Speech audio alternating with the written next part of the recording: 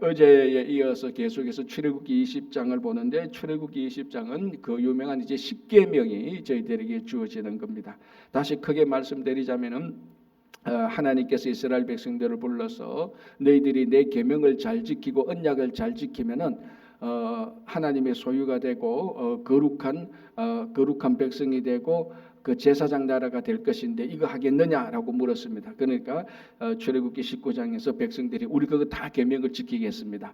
이렇게 호언장담했습니다. 그래서 하나님께서 알겠다. 그러면 너희들하고 내하고 언약을 맺자. 내가 이 계명을 줄 테니까. 그래서 하나님께서 이스라엘 백성들의 대표자 되는 모세를 하나님의 산에 불렀습니다. 그 부르고 난 다음에 그 백성들은 감히 올라오지 못하도록 경계선을 정해놨다고 했습니다. 그래서 이 경계선을 넘어오면은 즉 하나님의 거룩함을 침범하게 되면은 백성들은 즉각 그 자리에서 죽게 되니까 하나님께서 이 경계선을 넘어오지 못하도록 엄하게 명령을 내렸습니다. 그리고 이제 모세가 그 시내산에 올라왔을 때 하나님께서 이스라엘 백성들의 대표자는 모세에게 이제 이 계명을 주는 겁니다. 이제 앞으로 이스라엘 백성들은 이 계명을 철저하게 지킬 때에 이건 조건이라 그랬습니다. 이 조건을 만족시킬 때에 이 세 가지 하나님의 소유가 되고 제사장 나라가 되고 거룩한 백성이 되는 이 특권을 누리게 되는 겁니다. 이제 그 중에 가장 대표적인 계명이 10계명이죠. 어제 첫 번째 계명 그리고 하나님이 어떤 분인가를 봤고 첫 번째 계명 보았고 두 번째 계명을 보다가 좀 그 시간이 모자라서 멈췄는데 자 둘째 계명이 20장 3절이죠. 너를 위하여 새긴 우상을 만들지 말라. 자, 이 구절 한 구절이 우상에 대한 정의를 보여준다 그랬습니다. 우상이란 뭔가 하면은 신이 아니고 나를 위하여서 만들어 놓은 어떤 것입니다. 그러니까 뭐 산신, 바다신 이런 거 다 그 신 자체의 경외함을 드리기 위해서가 아니고 정말 하늘에 있는 신, 바다에 있는 신, 이 신이 너무 존경스러워서 이 신이 진짜 신이어서 그 신에게 경배 드리는 게 목적이 아니고 나를 위하여서 내가 이 신을 섬기면은 내게 큰 유익이 되겠다. 내가 손해를 안 보겠다. 그러면 이제 이 신을 섬기는 겁니다. 그러니까 이 목적이 그 신 자체의 영광과 경배 드리는 것이 아니고 그 신을 이용해서 내가 좋게 되는 겁니다. 그게 우상입니다. 그런데 오늘 20장 3절에 그걸 정확하게 정의를 해놨죠. 너를 위하여 새긴 우상, 너를 위해서 새긴 우상을 만들지 말라. 이 간단하게 말하면 우상 섬기지 말라는 거하고 똑같습니다. 왜냐하면 목적은 완전히 이기적인 목적이니까요. 자, 이제 그리고 난 다음에 중요한 말을 했습니다. 20장 3절 끝 부분에 어떤 형상도 만들지 말라. 자, 그럼 우리가 좋은 목적으로 우상은 아니지만은 하나님을 섬기는데 하나님의 형상을 만들어서 어쨌거나 가장 거룩한 모습으로 만들어서 이게 하나님이다라고 이렇게 그 형상을 가지고 하나님을 대체하지 말라는 겁니다. 왜냐하면 하나님은 그런 형상에 제한되는 하나님도 아니고 또 그런 형상으로 하나님을 왜곡시켜서도 안 되는 겁니다. 하나님은 영원 무궁한 여호와라는 겁니다. 그래서 그 여호와 스스로 있는 자인데 그 스스로 있는 자가 어떻게 사람이 형상을 만들어서 하나님을 표현할 수 있겠습니까? 물론 의도는 좋을 수 있다고 볼 수가 있습니다. 우리가 하나님을 더 잘 섬기기 위해서 안 보이는 하나님을 우리가 좀 보일 수 있도록 명확히 보일 수 있도록 이렇게 형상을 만들어서 섬겨보자. 그런 좋은 목적으로 했을 수도 있겠지만 좋은 의도로 한다고 해서 결과가 다 좋은 건 아니지 않습니까? 우리가 살아가다 보면 좋은 의도로 했는데 나쁜 결과가 굉장히 많이 일어날 경우가 있습니다. 좋은 의도로 하나님 형상을 만들었다 한다 손 치더라도 그거는 하나님을 잘 알지도 못하는 행위고 그렇다고 한다고 해서 하나님이 그 형상으로 대체되어서도 안 되고 하나님을 그 형상으로 가두어서도 안 되는 겁니다. 그리고 이제 애굽의 신들은 다 이런 형상들이 다 있다 그랬습니다. 그리고 이 신을 형상화한다는 것 자체가 벌써부터 여호와 영원하신 하나님을 이해하지 못하고 있다는 증거가 되는 거예요. 애굽의 신들은 다 형상이 있죠, 그죠? 자, 이제 한번 보겠습니다. 5절 그것들에게 절하지 말며 우상들에게 절하지 말고 하나님의 형상으로 만든 것들에게도 절하지 말며 그것들을 섬기지 말라. 너의 하나님 여호와는 질투하는 하나님인적. 자, 이제 이게 하나님이 어떻게 질투할 수 있느냐? 영원한 사랑의 하나님이 질투한다? 야, 그거 뭐 어린아이들이 사랑 노름하다가 삐져가지고 질투하는 거 이런 아주 사소한 인간적으로 아주 유치한 감정에 빠진 질투가 아닙니다. 굳이 이제 이런 질투를 말한다면 거룩한 질투가 되는 거죠. 정말 하나님이 우리를 사랑하는데 우리가 하나님 말고 다른 신을 섬긴다? 그리고 하나님의 영광과 경배를 다 무시하고 자기 이기적인 목적을 위해서 다른 신에 빠져버린다? 정말 이게 사랑의 하나님이라면 그걸 두고 볼 수 없는 것이죠.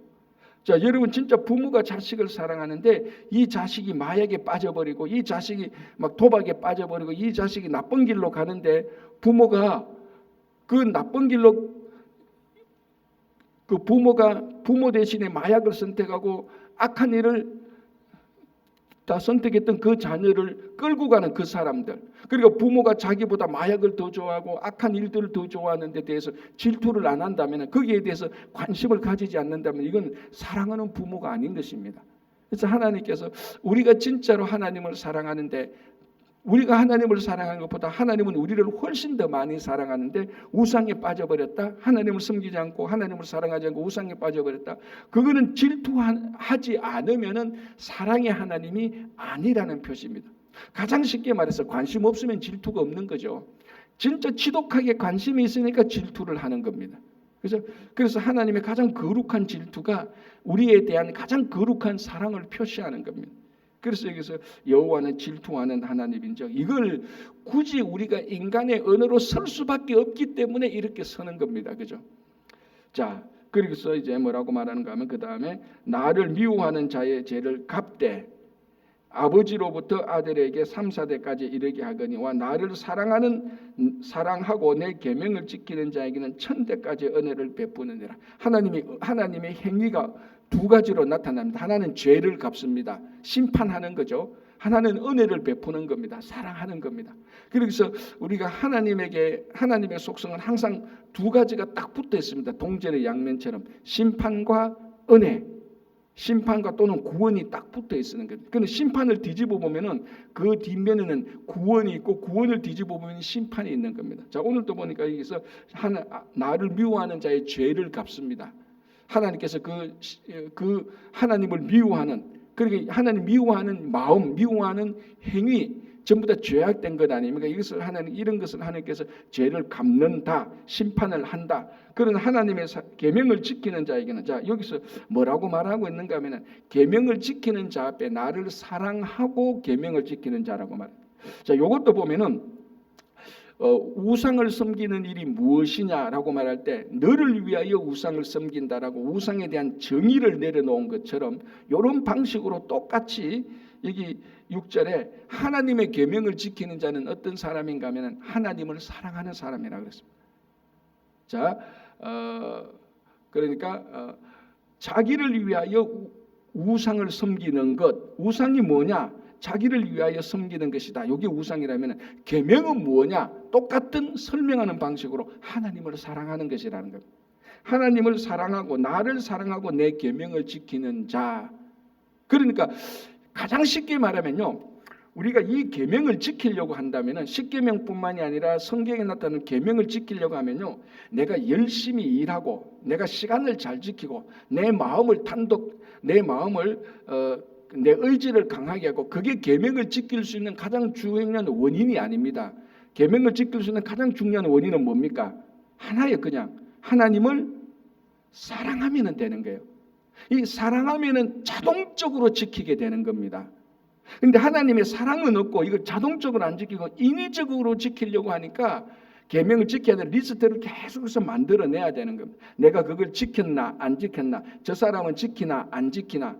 그러니까 본질은, 계명을 지키는 것의 본질은 하나님을 사랑하는 것인데 이 본질을 빼버리니까 내가 계명을 잘 지키고 저 사람은 못 지키고, 계명을 지키기 위해서 어떻게 해야 되는지, 규칙을 따로 만들어야 되는지, 몇 시에 일어나야 되는지, 하루를 어떻게 살아야 되는지, 그러니까 이 모든 일들은 하나님을 사랑하면 자동적으로 되도록 되어 있는 겁니다. 근데 사랑을 빼면요, 아무리 노력해도 이게 안 되는 겁니다. 자, 그게 가장 쉽게 말하자면은 복음서에서 예수님이 하나님의 계명을 지키는 거하고 종교 지도자 바리새인들과 사두개인들이 하나님을 지키는 거하고 보십시오. 예수님은 그냥 의도적으로 무슨 노력을 해서 시간을 지켜서 리스트를 만들어서 하나님의 계명을 지키는 분이 아닙니다. 그냥 하나님을 사랑하니까 자동적으로 계명이 지켜지는 거고, 하나님을 사랑하니까 이 계명이 원래 원뜻이 무엇인가를 자동적으로 알게 되는 겁니다.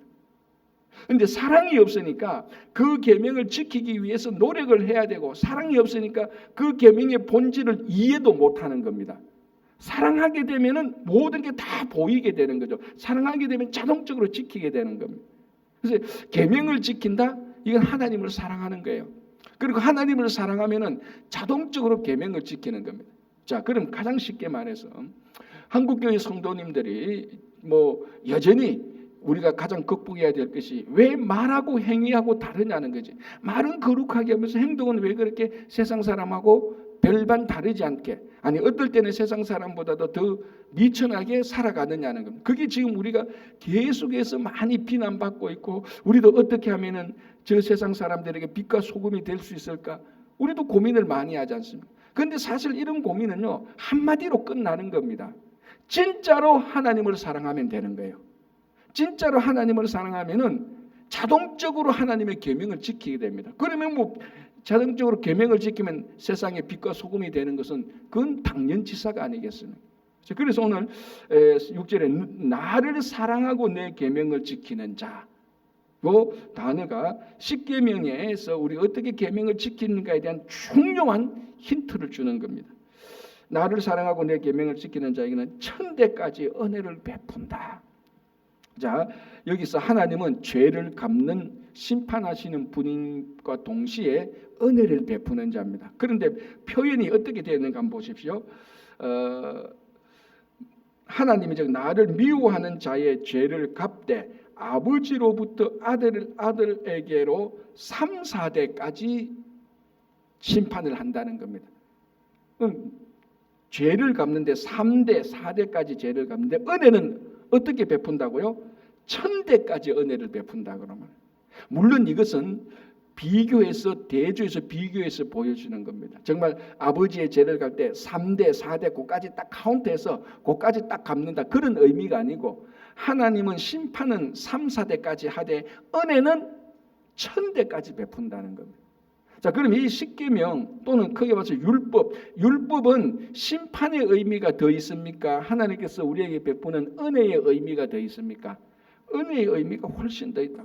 자, 어제 제가 가장 중요하게 했던 말씀 중 가운데 하나가 이겁니다. 이 십계명은 구원을 받기 위해서 주는 게 아니고 구원받은 사람이 올바르게 살 수 있도록 주는 거라 그랬습니다. 그래서 이 계명은, 더 넓게 말하면 율법은 구원용이 아니고 구원받은 사람에게 주는 삶의 가이드입니다. 가이드. 이거 구원받기 위해서 우리가 이 십계명 지켜야 된다, 그거 아닙니다. 구원받은 사람이 어떻게 살까에 대한 가이드로 준 겁니다. 그러니까 우리 이미 구원은 끝났어요. 이 십계명을 지키는 사람은 이거 잘 지켜서 구원받겠다, 그건 이미 잘못된 겁니다. 구원받은 사람이, 그래서 이 말을 했지 않습니까? 홍해를 건너고 이스라엘에 출애굽 다 하고 난 다음에 시내 광야에 가서 완전히 그 상태는 구원받은 상태입니다. 거기서 십계명을 주는 겁니다. 출애굽하기 전에 이 십계명을 준 게 아니고, 구원받기 전에 준 게 아니고, 그래서 이 구원받은 사람들이 이 계명을 지키면서 하나님의 은혜를 계속해서 누리는 겁니다. 그렇죠? 그래서 이 계명을 보면은, 율법을 보면은 거기에는 심판의 의미도 분명히 있지만, 이 계명을 지키지 못하면 하나님께서 죄를 갚겠다라는 의미도 있지만, 이 계명을 지키면은 1000대까지 은혜를 받으면서 살겠다는 은혜가 훨씬 더 많이 들어가 있는 거예요. 그래서 우리 한국 사람들이 율법 그러면은 뭔가 성난 아버지 모습, 성난 아버지, 엄격한 할아버지의 이미지가 있으면 율법 그러면 이거 지켜야 돼, 안 지키면 또 회초리 맞을 거야, 이런 율법의 이미지가 있는데, 원래 율법은 이거를 지킬 때 하나님께서 큰 은혜를 주시는 것입니다. 그러니까 무서운 할아버지가 아니고 아주 자상한 할아버지의 모습이 있는 것이 바로 율법이고 십계명이죠. 그래서 사랑하고 계명을 지키는 자에게는 1000대까지 은혜를 베푼다라고. 자, 이제 세 번째 계명으로 가겠습니다. 너는 너의 하나님 여호와의 이름을 망령되게 부르지 말라. 자, 이게 사실은 하나님의 이름을 망령되게 부르지 말라는 것이 그렇게 다른 계명에 비해서는 그렇게 중요하지 않을 것 같아 보이는데 이걸 굉장히 이스라엘 백성들은 중요하게 잘 지켜왔었습니다. 이 글자 자체를. 자, 여호와의 이름이라는 것은 뭐 몇 번 말씀드렸지만 이름이라는 것은 단순히 누구를 부르기 위한 호칭이라기보다는 그 이름인 그 사람의 인격이요, 그 사람의 미래요, 그 이름을 지어준 사람의 신앙의 표현입니다. 이름이. 그러니까 이 특별히 동양권, 아시아권, 이스라엘과 한국은 이름을 정하는 게 굉장히 중요하죠, 그죠? 왜냐하면 이름을 정할 때 이 아이가 그렇게 자라가라, 그렇게 자라갈 것이라는 것에 이름 정하는 사람의 고백이 들어가 있으니까. 그리고 이 이름이 바로 너다라는 정체성이 들어가 있으니까. 자, 그럼 여호와의 이름이라고 말할 때는 이 여호와의 인격과 여호와의 행위, 여호와의 성품 이 모든 게 다 들어가 있는 겁니다. 그 여호와의 이름을 망령되이 읽었지만 이 말은 단순히 이름만 혼란스럽게 하고 이름만 먹칠하는 것이 아니고 여호와의 행위, 여호와 하나님께서 우리를 베푸신 구원의 행위 이런 것을 헛되게 하지 말라는 겁니다. 이런 것을 욕되게 하지 말라는 겁니다. 하나님께서 우리에게 베풀어 주신 그 은혜를 욕되게 해서는 안 된다. 이런 의미도 충분히 들어가 있는 겁니다. 그리고 실제적으로 여호와의 이름은 이 이름이라는 이 자체는 그분의 성품과 그분의 행위가 들어가 있기 때문에 여호와의 이름의 목적은 망령되게 일컫는 게 아니고 그리고 이 이름을 이용해서 내 이익을 챙기는 것이 아니고 우리 말하면 맹의도용이라고 말할 수도 있죠. 법적으로 여호와의 이름을 맹의도용해가지고 내가 어떻게 무언가를 하려는 게 아니고 여호와의 이름은 오직 하나입니다. 그 이름을 찬양하기 위해서 여호와의 이름이 있는 겁니다. 그 이름에 영광 돌리기 위해서. 그런데 이제 우리가 살다 보면 하나님의 이름을 이용해서 우리가 흔히 말하지 않습니까? 내가 여호와의 이름을 걸고 뭐 어떻게 한다 이렇게 우리도 할 때도 있지 않습니까? 굉장히 조심해야 되는 거죠. 여호와의 이름. 그래서 실제로 이스라엘 백성들은 역사적으로 이 여호와라는 소리를 정확히 내면은 안 되는 겁니다. 그래서 실제로 우리가 이 여호와라는 이 발음, 지금 우리가 여호와라고 발음을 하지 않습니까? 이 여호와의 발음이 원래 발음인지 정확히 아는 사람은 지구상에서 한 명도 없습니다. 왜 그렇습니까? 이 발음은 원래 안 해왔기 때문에 지금 우리가 여호와라고 발음하는 것이 맞는지 안 맞는지 정확히 모르는 겁니다. 이제 영어 알파벳으로 따면 YHWH라고 씁니다. 그래서 이 사람들 여호와 이름을 망령되이 읽지 않기 위해서 나중에 서기관들이 이 성경을 기록하지 않습니까? 이 서기관들이 이 성경을 나중에 기록하게 될 때, 자 원래 처음에 창세기가 기록용으로 나온 거 아니지 않습니까? 말로 해주기 위한 것이지 않습니까? 그래서 말로 해주기 위한 것을 모세 때 와서 그걸 이제 기록을 합니다. 그리고 나중에 뭐 열왕기, 역대기 이런 것을 서기관들이 기록할 때 여호와라는 단어가 얼마나 많이 나옵니까? 그런데 이 여호와라는 단어가 나올 때는 어떻게 한다고요? 요 단어가 나올 때마다 여호와라는 단어를 기록을 해야 되는데 너무 거룩한 말이기 때문에 요 단어 하나 기록할 때 제가 전에도 말씀드렸죠. 가서 몸을 정결하게 하고 옷을 갈아입고 새로운 펜, 새로운 깃털 촉을 가져와서 여호와라고 씁니다. 그리고는 이 여호와라는 단어를 썼던 이 기촉은 또 버려야 돼요. 이미 한 번 쓰면 부정 탔다고 버리고 또 보니까 또 여호와라는 단어가 나옵니다. 또 서기관이 그걸 기록해서 또 나가서 옷을 새롭게 갈아입고 정결하게 하고 또 새로운 깃털 촉을 가져서 여호와 쓰고 또 버리고 이렇게 한 겁니다. 이 이름을 거룩하게 지키기 위해서. 물론 어떻게 보면은 그렇게까지 그 너무 형식적인 게 아니냐라고 우리는 말할 수 있습니다. 어떻게 보면 진짜 형식적인 것이 될 수가 있죠. 그렇게 또 하다 보면은 여호와라는 이름을 발음을 해야 될 때가 있는데 이거를 안 할 수도 없고 꼭 해야 될 때는 여호와라고 발음을 안 하고 대체로 발음합니다. 그 발음이 영어로 말하면 the Lord, 우리말하면 주님이라고 말합니다.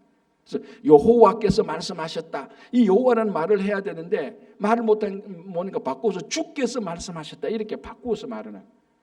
그래서 수천 년 동안 여호와라는 발음을 아무도 정확히 발음을 안 했기 때문에 지금 우리가 말하는 여호와라는 이 발음이 진짜로 하나님께서 모세에게 나타나서 나는 스스로 있는 자 나는 여호와라고 했을 때 하나님께서 모세에게 가르쳐준 그 발음이 지금 우리가 말하는 여호와 또는 야훼라는 발음이 같은지 아닌지는 아무도 몰라요. 맞죠? 왜? 수천 년 동안 발음을 안 해왔으니까. 그만큼 이 여호와의 이름을 망령되이 먹칠하게 하는 것은 너무나 불경스럽게 생각을 한 것입니다. 자, 그러면은 목사님 왜 우리는 여호와라는 말을 마음대로 하죠? 왜 하죠? 우리는 이게 예수 그리스도께서 우리에게 은혜를 베푼 겁니다. 그래서 여호와의 이름을 말할 수 있도록 그 통로를 열어놓은 게 예수 그리스도의 구원과 예수 그리스도의 죽음과 구원의 사건을 통해서 이제 우리는 누구든지 하나님에게로 담대히 나갈 수 있도록. 그래서 예수님께서 돌아가실 때 지성소 휘장을 끊으시고 예수님께서 하나님에게 누구든지 그 이름을 부를 수 있도록 누구든지 그에게 나갈 수 있도록 예수 그리스도께서 하나님으로 나가는 다리를 만들어 놓은 겁니다. 그래서 우리는 성경을 읽을 때 우리 크리스찬들은 여호와라는 이름을 이렇게 마음대로 하는 겁니다. 여호와 이름. 그렇죠? 자, 그래서 여호와 이름을 망령되이 부르지만 이걸 실제적으로 우리가 소리를 발음을 낸다 안 낸다 이거보다 훨씬 더 중요한 건 뭡니까? 우리 삶을 통해서 여호와를 찬양하고 경배하는 겁니다. 그리고 여호와의 이름 또는 여호와를 나를 위해서 이용하는 사적 이용으로 쓰는 게 아니고 하나님께 영광을 돌리고 그 이름을 찬양하는 것이 근본적인 이 세 번째 계명의 목적입니다. 자, 네 번째 계명 8절 안식일을 기억하여 거룩하게 지키라. 이게 실제적인 우리 성도의 신앙적인 삶에서 가장 크게 영향을 미치는 거죠. 실제적으로 뭐 여호와 이름을 망령되이 읽었지만 이런 것도 있지만 실제적으로 7일 만에 한 번씩 일주일에 한 번씩은 요걸 계속해서 엄격하게 지켜야 되니까. 자, 이제 이 안식일은 누가 만든 겁니까? 하나님이 만든 겁니다. 하나님께서 6일째 첫째 날부터 여섯째 날 다 창조하시고 7일째 날에 쉬셨습니다. 그래서 우리가 천지 창조가 7일에 걸쳐서 7일 동안 천지 창조하는데 7일째는 하나님께서 뭘 하셨나 보니까 아무것도 안 하셨어요. 그냥 쉬셨어요. 그러면 천지 창조는 6일째 완성되는 거 아닙니까? 라고 말할 수 있습니다. 왜? 7일째는 아무것도 안 하셨으니까. 그런데 천지 창조의 완성은 6일째 완성이 아니고 안식일에 아무것도 안 하고 쉬어야 이게 완성이 되는 겁니다. 여러분 가끔 우리 이런 거 있잖아요. 어떤 건축물이나 어떤 뭐 도자기 같은 거를 만들고 난 다음에 이 도자기가 더 숙성되고 더 익히기 위해서 얼마 기간 동안에는 엄지나 뭐 이런데 햇볕 안 받는 곳에 가만히 놓아둬야 됩니다. 그때부터는 이 도자기에 대해서 아무 일도 안 합니다. 잘 만들어 놓고 엄지에 딱 이렇게 보관했고 아무것도 안 합니다. 자, 그러면은 이 도자기에 대해서 아무 일도 안 한다고 해서 이 도자기가 완성된 겁니까? 완성된 거 아니죠. 기다려야 됩니다. 일정한 기다려야 돼야 그 도자기가 완성되는 겁니다. 굳이 말하자면 이런 식으로 천지 창조는 안식일이 들어가야 완성이 되는 겁니다. 뭐 아무것도 안 해야 완성이 되는 겁니다.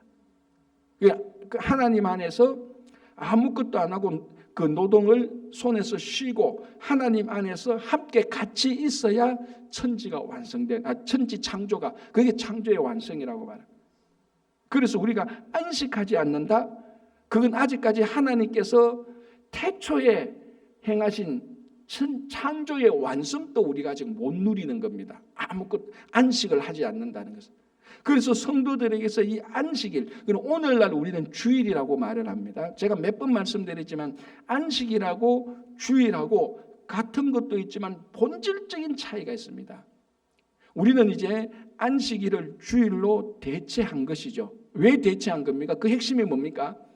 예수 그리스도의 부활 사건 때문이라고 제가 몇 번이나 말씀드렸습니다. 자, 사도 바울이 안식일을 지켰습니까? 안 지켰습니까?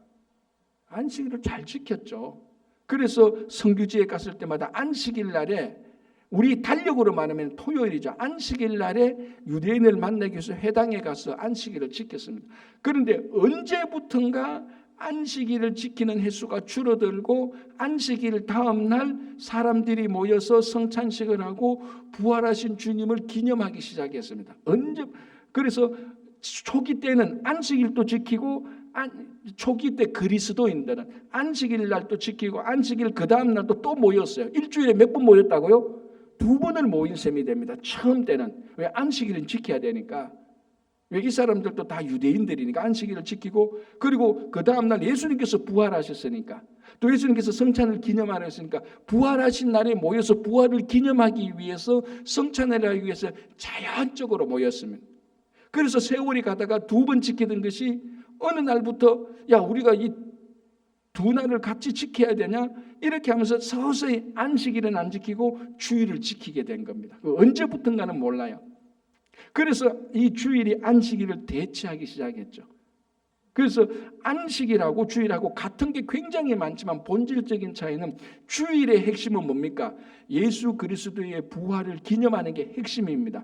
안식일의 핵심은 뭡니까? 하나님께서 쉬셨던 것처럼 우리도 노동해서 손을 놓고 쉬는 겁니다. 왜 쉬죠? 하나님을 섬기기 위해서. 그래서 안식일의 핵심은 하나님을 섬기기 위해서, 하나님과 교제하기 위해서 우리가 모든 일을 손에서 놓는 것이고, 주일의 핵심은 예수 그리스도의 부활을 기념하고 그 부활의 삶을 누리고 성찬을 통해서 하나님과 성도의 교제를 위해서, 그 교제를 누리기 위해서 주일을 하는 겁니다. 그럼 이 2가지가 공통점이 많죠. 첫 번째는 뭡니까? 일주일에 하루를 지켜야 되는 겁니다. 2번째는 뭡니까? 모든 노동을 손에서 놓아야 되는 겁니다. 3번째는 뭡니까? 일 안 하고 하나님과 교제를 해야 되는 겁니다.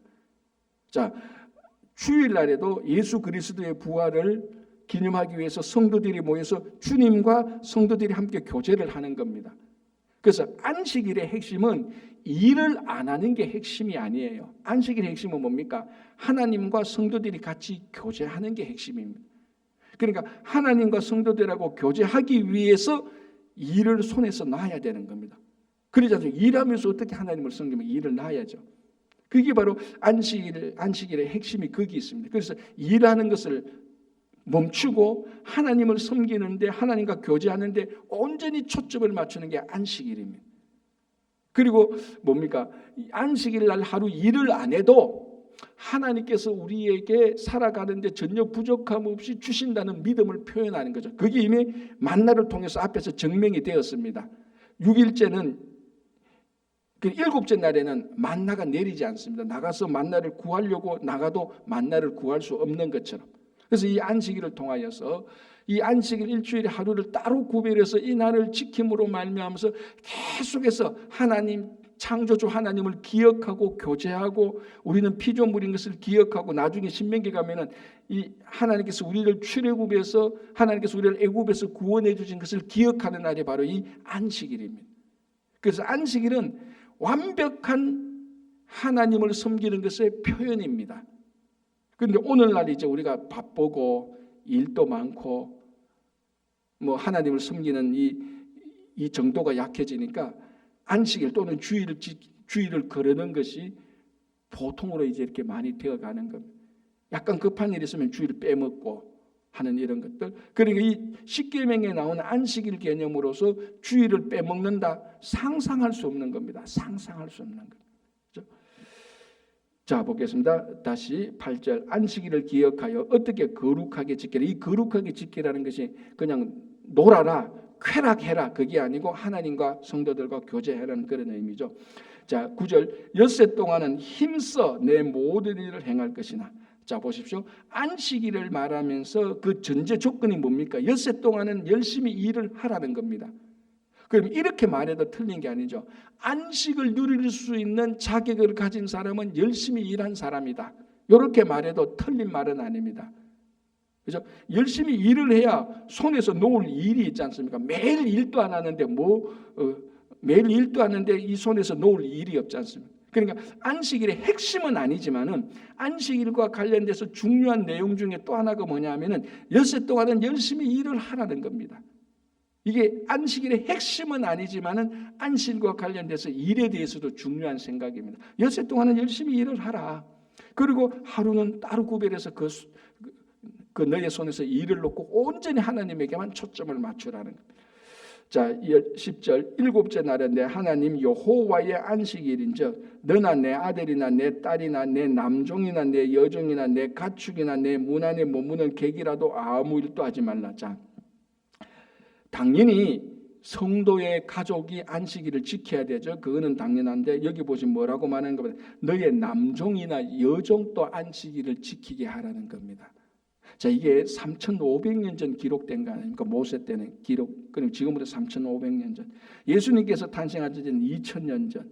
중세 시대 해봐야 지금부터 한 500년 전, 600년 전, 그죠?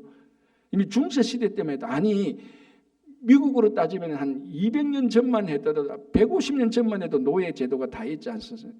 다 있었지 않습니까? 150년만 해도 미국에서 노예 제도가 있었는데 노예 제도가 있을 때 노예는 인격 취급 안 했습니다. 시장에서 돈 주고 사고 팔았잖아요. 노예를 물건 주고 사듯이. 그러니까 지금부터 150년 전에만 미국에만 해도 노예를 사람 취급을 안 했습니다. 그런데 3,500년 전에 벌써 이 십계명을 줄 때 남종이나 여종도 안식일을 지키게 하라는 겁니다. 그러면 사람 취급을 하는 것은 물건 취급하죠. 물건이 무슨 안식일을 지킵니까? 인격도 없는데. 그런데 3,500년 전에 십계명을 가만히 뜯어보면은 여기 분명히 내 남종이나 여종도 안식일을 지키게 하라고 말합니다. 뭡니까? 남종과 여종도 똑같이 하나님의 피조물이라는 겁니다. 똑같이 인격이 있다는 겁니다. 3,500년 전에 미국에 150년 전에도 사람이 백인들이 예수 잘 믿는 백인들이 그런 생각을 못했는데 3,500년 전에 하나님께서 이스라엘 백성들에게 계명을 주면서 너의 남종과 여종도 똑같이 네처럼 안식일을 지키게 하라는 겁니다. 그러니까 이걸 오늘날 우리가 이 말을 보면은 이거는 상상할 수 없는 어마어마한 일들입니다. 여러분 3,500년 전에 어떻게 종을 보고 사람 취급 우리 예수 잘 믿는 백인들도 150 지금 또 인종차별주의자는 극단적인 인종차별주의자는 흑인에 대해서 그 유색 인종에 대해서 별로 이렇게 생각 안 하는 사람이 지금 또 있는 극단적인 사람들이 있는데 3,500년 전에 그 종에게 너처럼 똑같이 안식일을 지키게 하라고 말했습니다. 이게 근본적인 창조의 모습이죠. 하나님께서 사람을 창조할 때 종 따로 창조하고 주인 따로 창조하고 주인이 종을 마음대로 누리도록 한 건 아니지 않습니까? 그죠? 자, 그리고 가축도 일하지 못하게 하라. 당연히 주인도 일하면 가축도 일하지 못하게. 그러니까 모든 생명체가 있는 것은 안식일을 지키는 것이 생명의 원리라는 것을 우리가 알 수 있습니다. 그죠? 자, 보겠습니다. 11절 이는 엿새 동안에 나 여호와가 하늘과 땅과 바다와 그 가운데 모든 것을 만들고 일곱째 날에 쉬었습니다. 그러므로 나 여호와가 안식일을 복되게 하여 그날을 거룩하게 하였다. 자, 첫째 날부터 일곱째 날까지 이 일곱째 날만 하나님께서 복되고 거룩한 날로 따로 구별했습니다. 자, 첫째 날에 뭘 창조했죠? 빛을 창조했지 않습니까? 그럼 우리가 일반적으로 천지 창조한 날 가운데 어느 날이 제일 중요합니까? 라고 만들면 뭐라고 대답할 수 있겠습니까? 첫째 날이 제일 중요하다고 말할 수 있습니다. 왜? 첫째 날에 빛을 창조했고 빛이 없으면 아무 창조도 이루어지지 않습니다. 빛이 없으면 어떤 것도 빛과 어떤 것도 연관해서 생명체가 살아갈 수 없는 거다. 그러면 우리가 논리적으로 말하자면 첫째 날이 제일 중요합니다라고 말할 수 있습니다. 틀린 말이 아닙니다. 그러나 첫째 날이 아무리 중요해도 하나님께서 첫째 날을 복되고 거룩하게 구별해 놓은 날은 아니라는 겁니다. 일곱째 날 안식하는 날을 요 하루를 다른 날하고 복되게 하고 구별해 놓으신 특별한 날입니다. 이 날이 오늘 우리가 지키는 주일이죠. 그래서 이 날은 우리가 지키는 이 주일이 안식일의 대체제 또는 안식일의 완성이라고 여러 가지 표현할 수 있지만 어쨌거나 우리가 안식일을 지키듯이 주일을 지키니까 우리에게는 주일이 안식일이니까 성도들에게 이 주일을 지킴으로 말미암아 안식일을 지키는 그 사람에게는 안식일이 복되고 거룩하게 구별되어 있기 때문에 그 안식일 주일을 지키는 사람에게는 복되고 거룩한 삶이 계속해서 이어진다는 겁니다. 그렇지 않습니까? 이 날은 복되고 거룩한 날이다라고 구별해 놨는데 그 구별한 날을 온전히 지키는 사람에게는 복되고 거룩한 삶이 이어지지 않습니까? 그래서 우리 성도들은 이 주일을 일주일 동안 7일 동안 주일을 한번 지키는 이 삶 자체가 우리에게는 거룩한 날이고 우리에게는 복된 날입니다. 그날에 하늘에서 돈이 안 떨어져도, 그날에 그 로또 추첨을 했는데 로또 당첨이 안 돼도 그냥 주일날 교회에 와서 하나님을 섬기고 성도들과 교제하는 그 하루를 따로 구별해서 지키는 그 날 자체가 복된 날입니다. 그 성도들이, 우리들이 무엇이 복된 것인가를, 그것을 복되다고 우리가 믿음으로 고백할 줄 알고 알아야 되는 겁니다. 그게. 그렇죠? 그래서 이 날은 분명히 말합니다. 복되게 하여 그 날을 거룩하게 했다라고 말합니다. 그래서 주일을 지키는 것은요, 하나님의 입장에서 보면은 우리 피조물이 반드시 해야 되는, 그래서 주일을 지킴으로 하나님을 경배해야 되고 하나님이 창조주라는 것을 고백해야 되는 것. 이거 하나님께서 우리에게 제일 기뻐하는 날 중에 하나죠.